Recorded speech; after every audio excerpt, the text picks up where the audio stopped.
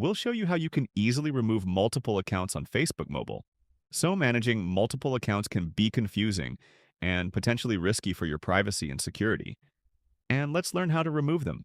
All we have to do is to open the Facebook mobile app on your iPhone or Android phone, and then let's open the menu section by tapping on the three horizontal lines at the bottom right corner of the screen.